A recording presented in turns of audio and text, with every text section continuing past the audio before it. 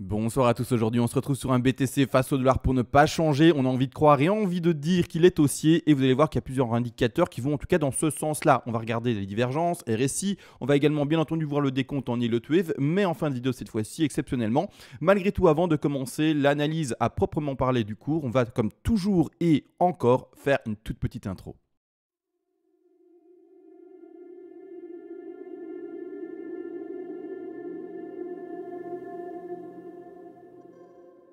Avant de commencer, tu peux soutenir la chaîne, ça fonctionne par palier de donation.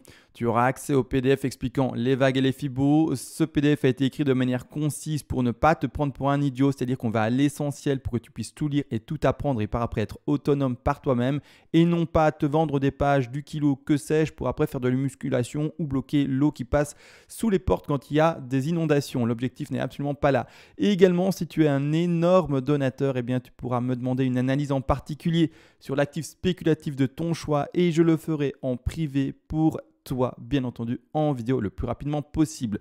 Maintenant que les donations sont expliquées, let's go directement pour l'analyse du BTC. Et voilà, l'intro, elle est faite, elle est terminée, on part enfin dans le vif du sujet. Alors je l'ai dit, les Yield Wave, on le fait en seconde partie de vidéo. Pourquoi? Parce que c'est assez complexe en ce moment. On va regarder ça bien entendu de manière assez précise, mais en fin de vidéo comme dit. Avant ça, on va regarder des choses beaucoup plus simples. On va regarder divergence, on va regarder Ichimoku, on va regarder résistance bien entendu. Pour ce faire, on va basculer de graphique là où il n'y aura pas de dérangement par rapport au dessin Elliott. Ici, graphique complètement vide. Première chose à observer, alors c'est du simple, d'accord, attention, je suis en daily ici, je pourrais me mettre en weekly pour le voir également. Mais première résistance qu'on vient entre guillemets de péter, c'est-à-dire simplement un relie les deux derniers plus hauts, on est en train de le péter, c'est-à-dire qu'on retrouve maintenant la résistance oblique à ce niveau-ci par rapport aux deux derniers plus hauts de cette espèce de range depuis les 30 000 à ici aux alentours des 45 000. On est en train de le transpercer légèrement. Attention, il peut comme toujours y avoir dessus un niveau de résistance, c'est-à-dire finalement un rollback, c'est-à-dire un retour dans les zones de recharge pour reprendre de la puissance et après enfin s'extraire réellement vers l'eau. Ça, c'est un premier signe. Ensuite, il y a une deuxième chose également à observer ici à l'écran.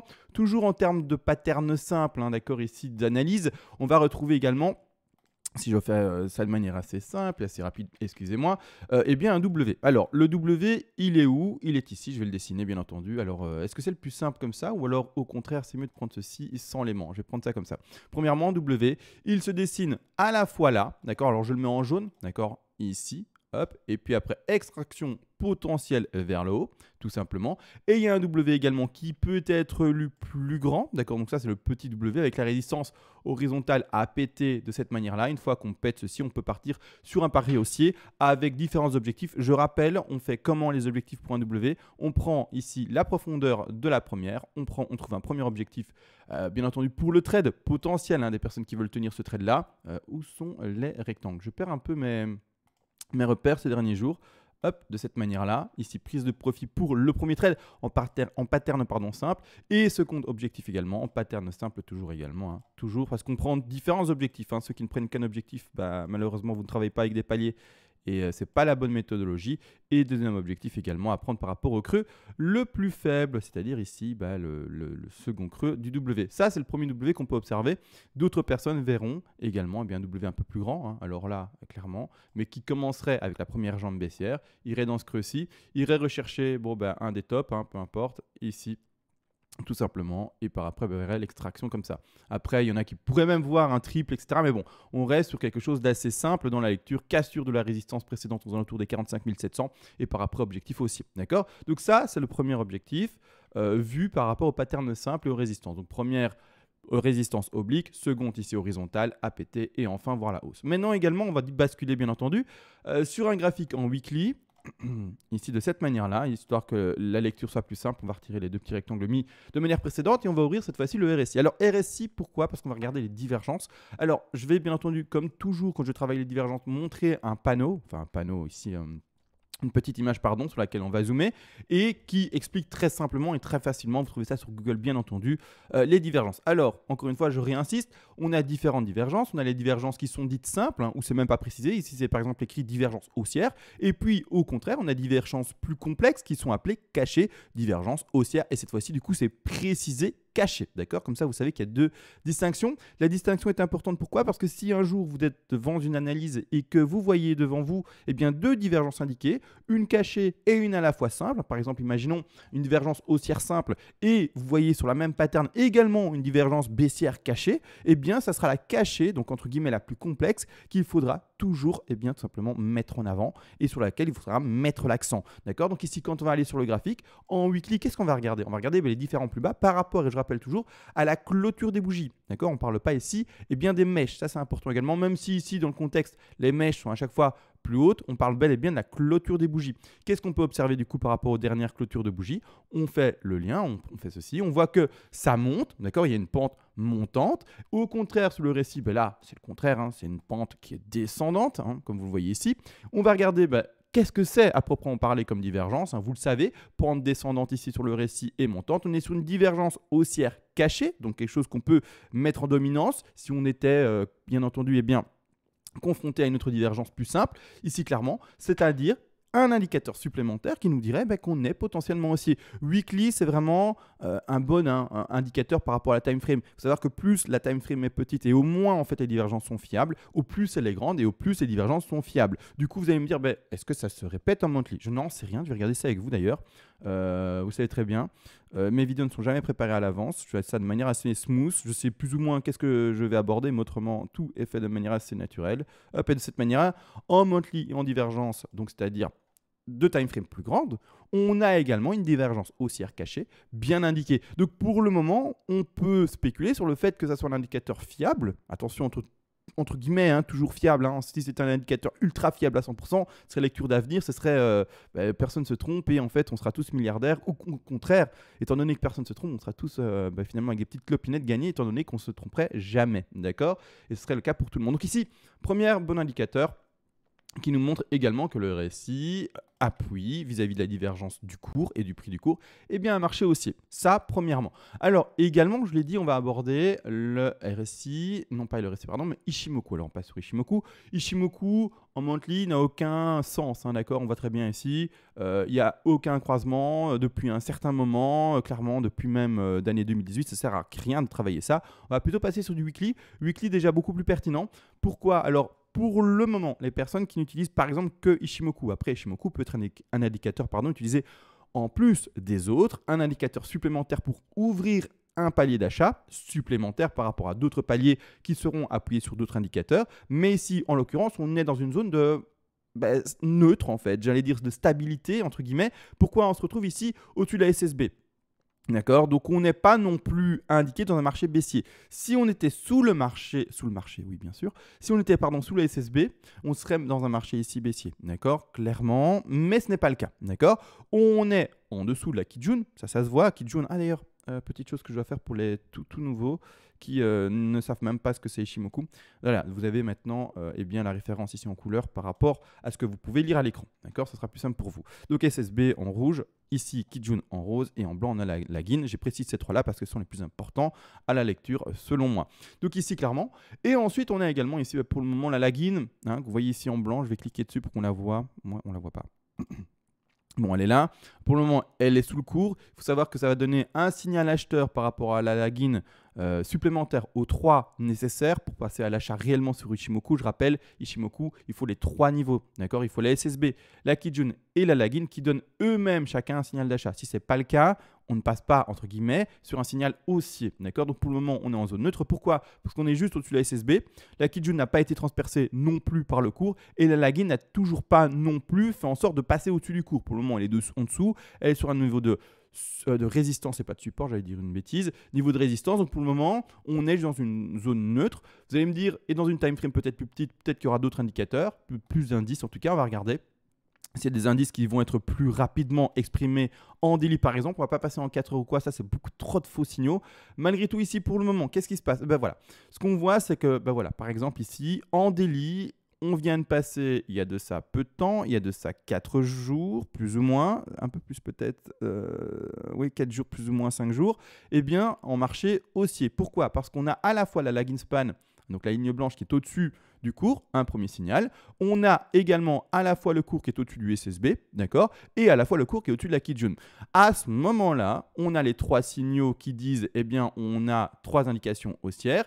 Ici, Ishimoku, en daily, nous donne comme indice potentiel un marché haussier. D'accord? Donc ici, ceux qui utilisent le daily, vous avez un premier indice. Pour avoir un indice supplémentaire plus fort, vous devez passer en weekly et attendre au contraire, eh bien, la validation ici tout simplement, eh bien, la lagging qui parviendra à passer au-dessus du cours. Après ici ça a été très, vous voyez, très vertical, donc soit ça se fait en très peu de temps et là on a une énorme bougie verte et ok on passe au-dessus, soit au contraire on prend un peu de temps et alors là ce qui va se passer, si je peux l'exprimer de manière plus simple, je vais changer la couleur de la flèche, quoique c'est du blanc, si on montait ici de manière plus simple, plus lente, donc en fait je rappelle la lagging c'est le cours qui est reporté eh bien, à 26 périodes en arrière, exactement, donc ce qui a été dessiné là, en fait, eh bien, c'est le cours. Regardez, c'est ce qui se passe, mais à gauche, d'accord? Donc ça, c'est là, d'accord? Ça, c'est là, d'accord? Pas très compliqué par rapport aux clôtures de bougies. Donc ici, tout simplement, si on monte lentement, eh bien là, on montera lentement également pour enfin donner le signal en weekly à l'achat quand on pètera au-dessus du cours. Maintenant, à voir comment ça se passait. Soit énorme bougie verte, ça serait magnifique, mais ça, bon, j'y crois pas. En tout cas, voilà, c'est peut-être dans mes rêves. Mais en tout cas, la chose, c'est à observer pour le Ishimoku, pardon. C'est ça dans les semaines à venir. Donc ici, pour le moment, on a le temps en weekly. En daily, premier signal. À vous de voir si vous voulez ouvrir, oui ou non, un palier d'achat sur ce signal-là. Maintenant, on va passer enfin sur les Elliott Wave. J'essaye de faire vite, parler vite. Vous le savez, je suis en Espagne pour le moment et ma connexion Internet en Espagne, c'est une catastrophe. D'accord, donc comme ça, vous êtes au courant. Pourquoi j'essaye de prendre le train là? Parce que j'ai beaucoup de choses à dire et clairement, j'espère pas faire une vidéo de 20 minutes parce que ça me prend à chaque fois plus d'une heure d'upload, c'est-à-dire à mettre sur Internet. Donc maintenant, on va repasser sur quelque chose de lisible. Du daily? Non. Du 4 heures, du coup, on va passer sur du 4 heures. On avait vu ensemble hier, vous le savez très bien, la fameuse ABCDE. Il y a un abonné, je ne t'ai pas répondu par écrit, très pertinent n'empêche, mais je te réponds du coup par audio, qui m'a dit SMA, on serait peut-être dans un triangle plus grand. Et je ne mets pas du tout ça de côté, d'accord? Pour moi, le triangle ici est déjà très propre. Indiqué à l'écran, pour moi, j'ai envie de le valider en fait, et j'attends que la cassure vers le haut. Et s'il te plaît, BTC, fais-le qu'on sorte un peu de cette zone d'ennui et de stagnation infinie. Malgré tout, on pourrait voir potentiellement un triangle plus grand, mais attention au triangle qu'on a envie d'indiquer. Alors, je vais mettre le triangle actuellement, qui est pour moi valide, attention, mais de retrait, d'accord? Et je vais dessiner un autre triangle, même 2 triangles potentiels, mais que j'ai pas du tout envie de favoriser, d'accord, dans un sens. Alors, l'un, c'est mon cœur qui me le dit, et le second, c'est clairement qu'en fait, je le trouve pas très propre. Je vais vite faire ça, parce que là, je vois qu'en fait, il n'y a rien de... Hop. Et ça, je vais mettre sa couleur en jaune, non, en bleu, un bleu clair pour montrer que c'est le nouveau. Et je vais ici mettre vraiment un degré un peu supérieur, comme ça on le voit. D'accord? Donc ici, la première A, la même chose. L'ancien triangle est en blanc, d'accord, petite lettre blanche. L'ancienne B resterait la nouvelle B du triangle le plus grand. Maintenant, attention, soit en fait, il pose, par exemple, sa C ici, d'accord. Il va non pas chercher sa D là, mais il va chercher sa D beaucoup plus tard, en termes de, par exemple ici, ou un peu plus tard, peu importe, on ne sait pas jusqu'où ça monte pour valider ça. Et puis enfin, terminer en E. Je précise, dans ce contexte, d'accord, si on devait lire par rapport à cette C-ci et à laisser poser à cet endroit-là, d'accord, la longueur de la E devra être assez courte. Pourquoi? Parce qu'on a eu ici une A d'un certain temps, d'un certain laps ici que l'on peut lire, avec ici une ligne de tendance que l'on pose. On voit le temps qu'a mis la A pour se développer. Ensuite, on regarde ici la C pour se développer. Elle est plus courte. Donc, dans la théorie, il faudrait tout simplement que la E à venir soit également plus courte. Donc ici, il faudrait imaginer que là maintenant, au moment où je parle exactement, on soit sur un top de D. Entre guillemets, il faudrait que ça commence maintenant à s'écrouler et assez vite. D'accord, assez vite, donc c'est-à-dire un laps de temps plus court que la ligne de tendance, donc la ligne blanche ici de référence, par rapport à la longueur de la C. Donc ici, clairement, on a quelque chose comme ça. D'accord. Maintenant, voilà. Je ne dis pas que c'est pas possible, mais je ne trouve pas très beau comme triangle. Moi, après, c'est visuel. C'est une question d'habitude également par rapport aux îles de Twift qui sont une déformation, on veut tout le temps voir les chiffres d'or et l'harmonie dans les patterns. Là, c'est pas un beau triangle à proprement parler, selon moi.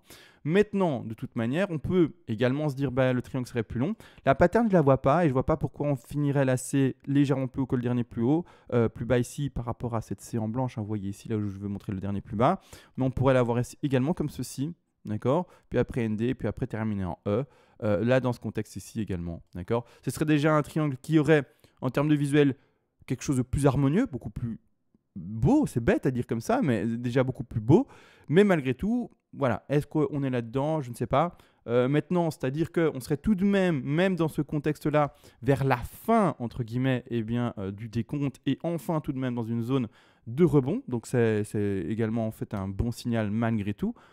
C'est pas non plus trop pessimiste comme vision, mais malgré tout, voilà, les triangles qui sont encore possibles. Pour le moment, de toute manière, il ne s'est pas encore exprimé. Donc, qu'est-ce que je vais faire? C'est le retirer et remettre le triangle qui a été posé, vous le savez, précédemment. Je voulais juste les montrer parce que ça a été dit en commentaire. Je voulais en parler et montrer du coup comment développer le triangle par rapport, surtout en fait, à la taille des vagues. Et c'est-à-dire que plus tard, si par exemple la chute est trop longue, hein, par rapport à une tendance que j'ai montrée et par rapport au travail fait, eh bien, il faudra l'annuler. Ce sera plus possible que ce soit un triangle. Ce sera une autre pattern, autre chose. Il faudra trouver autre chose. Surtout pour ça, tout le développement, c'est pour montrer après. Mais une fois que les choses se passent, comment est-ce qu'on réagit? Est-ce qu'on fait bien un triangle? Et alors là, on vérifie par rapport aux différents critères que doivent remplir, par exemple, un triangle. Dans ce contexte ici, pour le moment, rien n'invalide quoi que ce soit. Pour le moment, on a été un premier triangle qui est valide à proprement parler. Ça ne sert à rien de l'annuler directement, d'accord? On voit. Et plus tard, s'il se passe quelque chose qui dit non, en fait, c'est pas un triangle et c'est autre chose, on passera dans une autre étape et dans une autre élaboration de plan, d'accord? Pour le moment, on reste là-dessus. Le pump, très faible, hein, vous le voyez ici, je vais le montrer quand même, le décompte qui est potentiel pour après. Ici, le pump très faible. Vraiment à voir comment ça va se passer. Clairement, est-ce qu'on aurait déjà fait, pour donner l'expression des vagues inférieures, une première sous une? On ira chercher ici un bas de 2, 3, 4 et 5. N'oubliez pas, ce sont des poupées russes, c'est-à-dire que tout simplement, en fait, ça s'emboîte tout ça. Et donc, oui, il y a un moment, même si la tendance est soi-disant, je dis soi-disant parce qu'on ne le sait pas, mais haussière, ou en tout cas nous invite à croire quelque chose d'haussier, il y aura toujours des bougies rouges. Hein. Vous ne verrez jamais un marché qui n'est que vert. Ça, c'est dans vos rêves, encore une fois, et dans les miens également. Mais non, il y aura toujours un moment où on va descendre, aller chercher un bas de 2, puis rebondir, puis après redescendre et chercher un bas de 4, et puis etc. D'accord, vous voyez, il n'y a que du rouge partout, même si, et puis même, je peux mettre dans n'importe quel degré, il y a toujours du rouge ou du vert, malgré que le marché il descend ou monte. Pardon. Donc maintenant, je ne vais pas faire plus long. J'ai essayé de prendre le train, comme je vous ai dit. J'ai l'impression d'avoir parlé à 1000 km/h. Mais j'avais beaucoup de choses à dire. Je vais vous laisser du coup. J'espère vous trouver et vous retrouver tous à demain si je fais une vidéo demain. Parce que vous savez, ces derniers temps, il se passe tellement peu de choses que je fais plus de vidéos quasiment. Mais c'est pas grave. Hein, vous le savez très bien. C'est pour moi un hobby et pas un boulot. Donc, j'en ai pas besoin, entre guillemets, pour vivre. Hein, vous avez bien compris. Et on se retrouve à la prochaine. Ciao.